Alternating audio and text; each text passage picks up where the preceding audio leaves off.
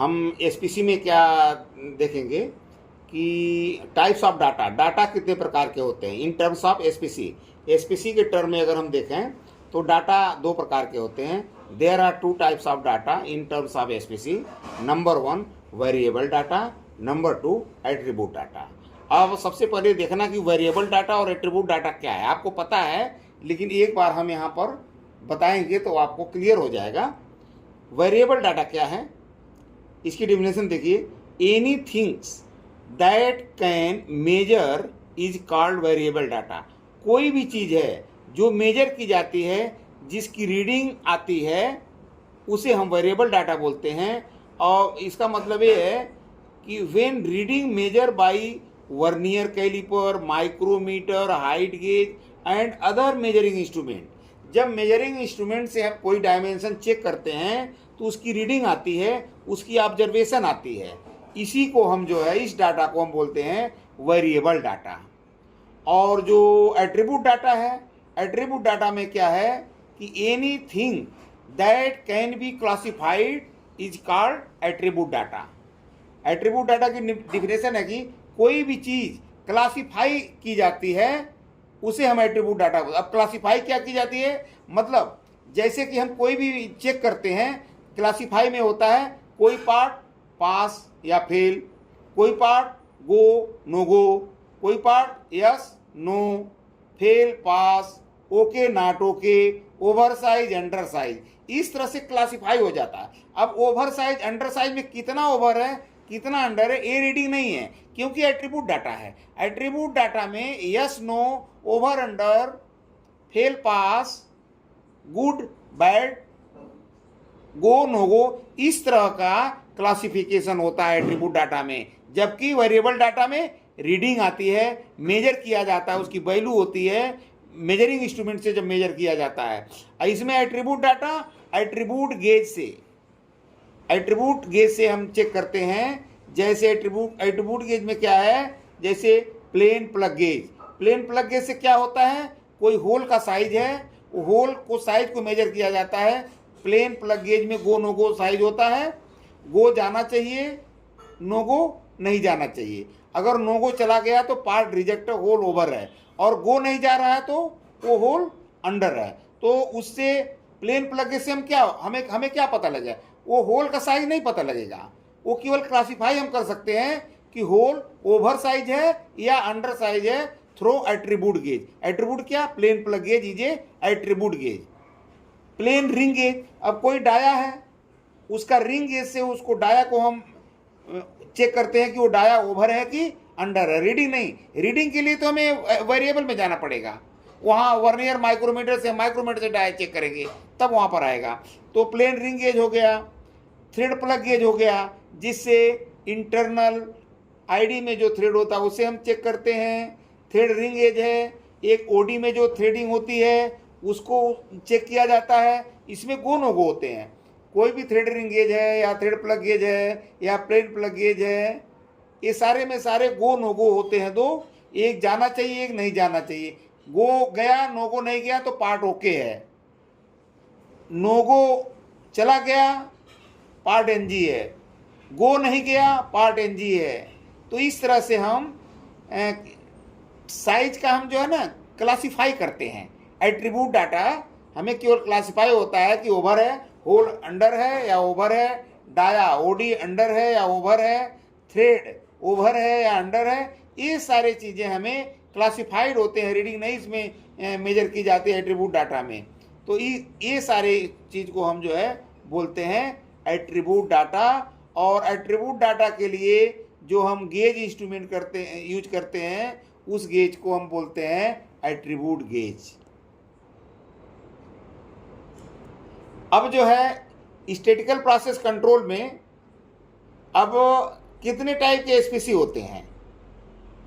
अब types of SPC, there are two types of SPC. SPC एक data के आधार पर है, SPC for variable data, SPC for attribute data. तो एसपीसी जो है एक वेरिएबल डाटा के लिए करते हैं और एक एसपीसी करते हैं एट्रीब्यूट डाटा के लिए। अब आइए SPC for variable data. Variable data के एसपीसी हम कैसे करते हैं और उसमें कौन कौन से चार्ट होते हैं। There are two control chart use for variable data, जिसमें हमें रीडिंग आती, मेजर करते हैं वर्नियर माइक्रोमीटर हाइट गेज से, उसमें जो रीडिंग आती है उसे वेरिएबल डाटा बोलते हैं। और इसके लिए दो तरह का कंट्रोल चार्ट होता है वेरिएबल डाटा के लिए। पहला है एक्स बार आर चार्ट और दूसरा है X M R chart. X bar R chart क्या है? It is use when sub group size is more than 1। हम सब ग्रुप साइज क्या होता है, इसमें सब ग्रुप में साइज में क्या होता है कि हम एक बार में एक सैंपल लेते हैं। अगर सब ग्रुप साइज 2 का है, 4 का है, 5 का है, 6 का है, दो, मतलब एक्स बार आर चार्ट में वेरिएबल डाटा के लिए जो सब ग्रुप का साइज है वो 2 से 10 सैंपल तक होता है। 2 सैंपल भी ले सकते हैं, 3 सैंपल भी ले सकते हैं, 4 सैंपल भी, 5, 6, 7, 8, 9, 10 सैंपल तक ले सकते हैं।